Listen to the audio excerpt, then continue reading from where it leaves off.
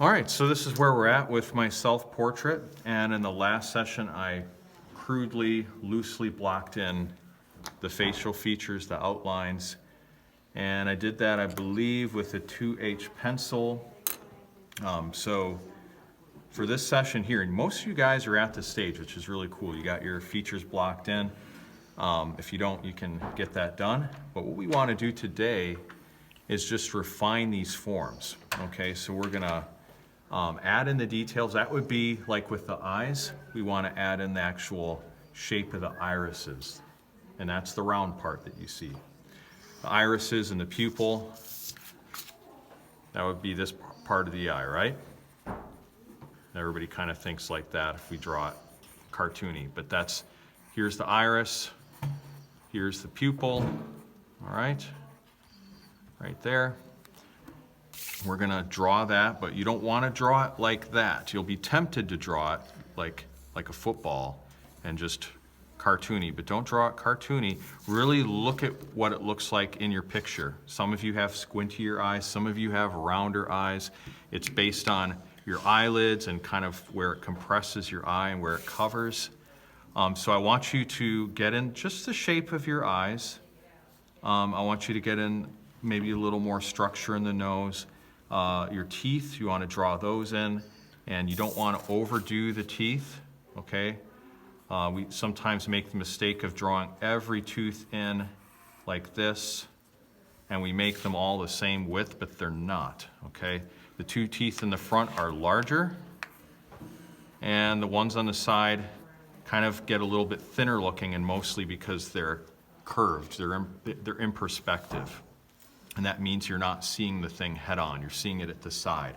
When you see something at the side, like when I hold this eraser, you see how wide it is, but when I tilt it, it looks narrower because you're seeing it at the side. Same thing with your teeth, okay? So now I'm gonna start drawing, and I'm going to just kind of look at where the eye should be. So we say, okay, this should come out a little wider, so the way I drew it last time was probably not right on.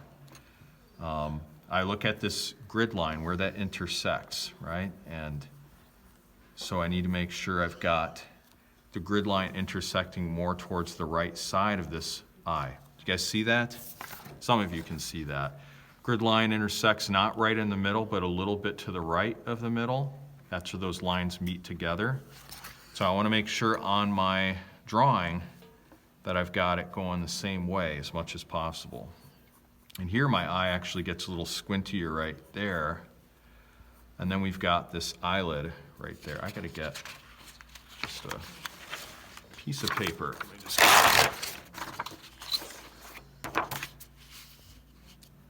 so I don't smear it up.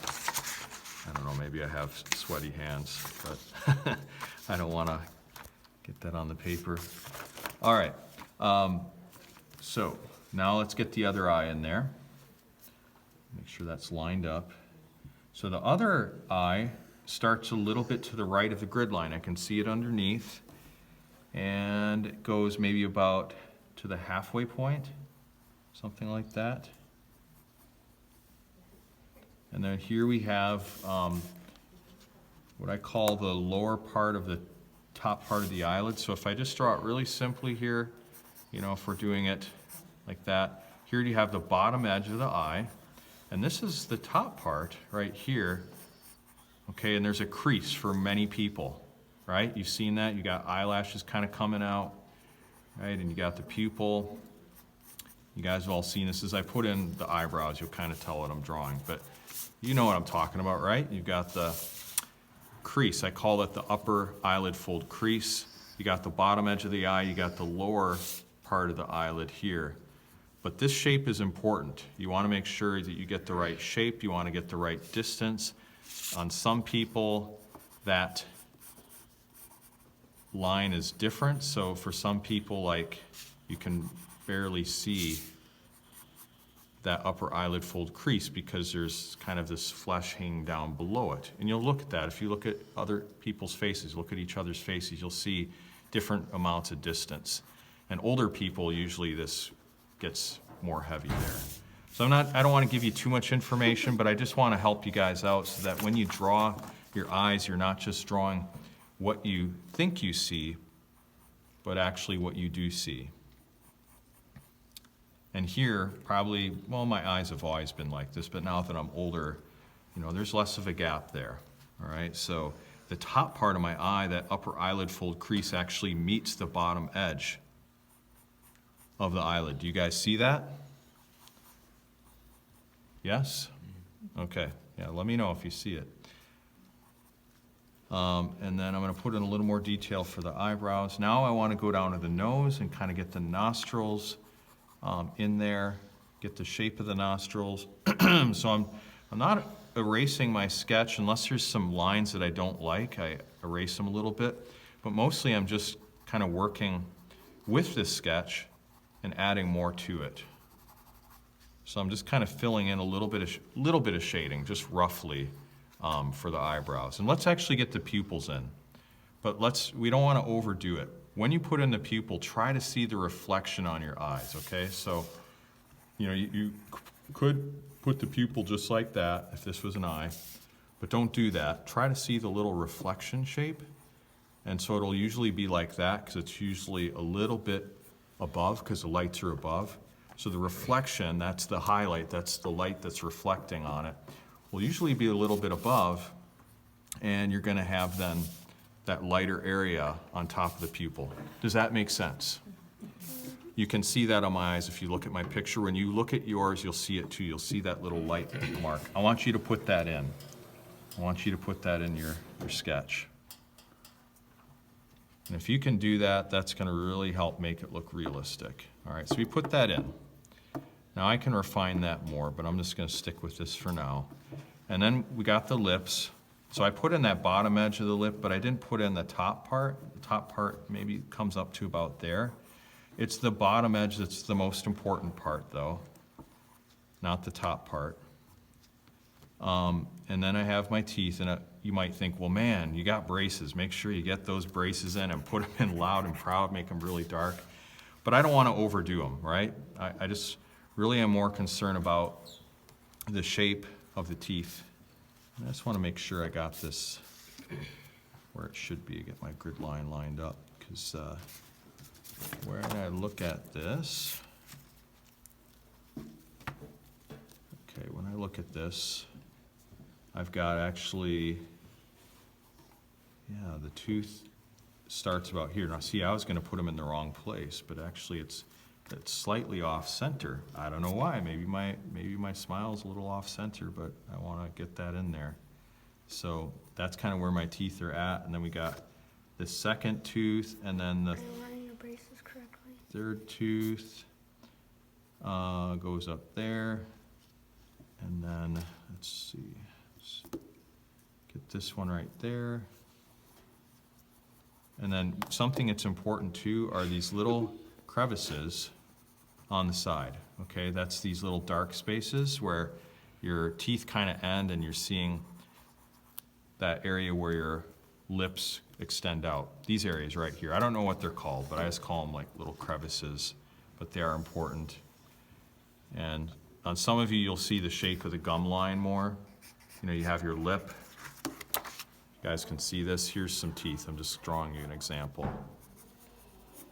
Here's some teeth. All right, here's your lip. This is kind of close up. But the gum line right here, this shape here, some of you will have that gum line. You want to make sure you put that in. But some of you, like for me, it's not really prominent, so don't overdo it. You're going to refine the shape of the lips like that. I'm going to refine the shape of the ear, so I'm getting that bottom edge of the ear. Now, ears are tricky. When you see them at the side, they're kind of in perspective, right? So you're just seeing this shape right here. That's what I'm drawing, that shape right there. And putting in some of the texture for my beard a little bit more accurately. But again, I'm not going to shade it in yet, because I want to give you guys some time to draw. And then let's finish up by putting in some of the directional strokes for my hair. So you have that little lock flowing away. There's a little gap there. See that? I want to get that in there. Now the hair is flowing in this direction, so I just kind of block that in And I want to look at the lighting and keep in mind that to make hair look realistic, we got to have some areas that are darker and some that are lighter. So it's a little lighter right here, darker right there, and I'm just setting that up. So when I shade it in more, I'll know where to go with the shading. Let's just finish up by putting a little bit of a line on this side for the nose. Now notice I'm going very light, I'm using a light amount of pressure, but to show the dimension of the nose, you don't want to make both lines the same level of darkness because there's light on the other side, it's on the right-hand side, so there's more shading on the left side. Does that make sense? See how it's darker on that side? So you don't want to have the same line on each side. You want to have one be darker than the other. But look at your picture all the time, and that'll help you to draw what you see and not what you think you see. One last thing, I just want to get in the mustache a little bit more. So here it kind of flows like that, and then eventually I'll be able to put in some shading. Last, I'm just going to get kind of the bottom edge of my sweater, which comes down like this. And I think that'll be it. So that's enough for today. So based on this, you guys can go ahead. Yeah, I didn't put in the braces, but that'll be detail work. We'll do that later.